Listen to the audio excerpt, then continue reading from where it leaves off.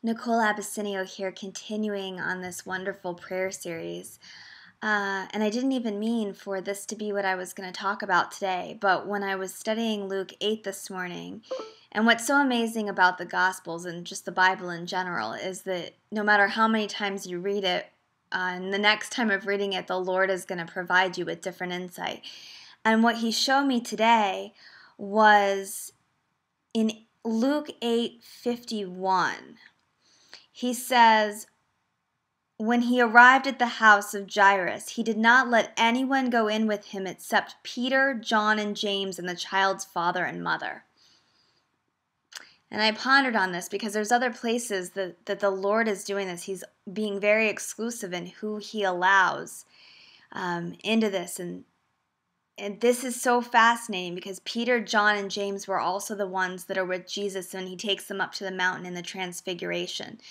And I think what this is saying and what it really spoke to me about is be careful who you ask to pray for you, and be careful who you have with you when you're praying for a specific intention. Because it has to be the people that truly believe. The thing about John was the one that was with Jesus at the very end. He was at the foot of the cross. He was the only disciple. There was Mary and Mary Magdalene, but John was the only one of the 12 that was there to the very end and did not leave Jesus. And the other thing is Peter, who when Jesus was asking, who am I? Who do you say that I am? And all the disciples are talking, well, some people say this, some people say that. But Peter was the one that says, I know who you are. I know that you're the Messiah. And I think that he did not allow anyone else there when he was raising this child from the dead because he knew that they fully believed. And I think that that is so true. And every time that Jesus says your faith has saved you, that is the key. The key is that you have to have faith, and it can't just be about our faith. It has to be about the faith of our inner circle, the faith of the people around us, okay?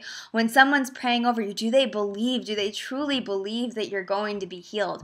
Do they truly believe in the power of God and that the Lord can do this act? Do we really believe when Jesus says, anything you say in my name, that will I do for you, and greater will you do in my name, so that the Son can be glorified in the Father?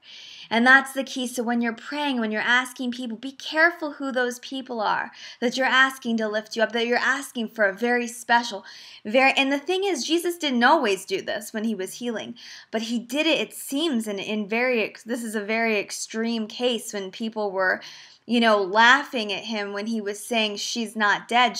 Don't be afraid. Just believe and she'll be healed. Don't be afraid. Just believe and she'll be healed. Those are the three things that he asked for.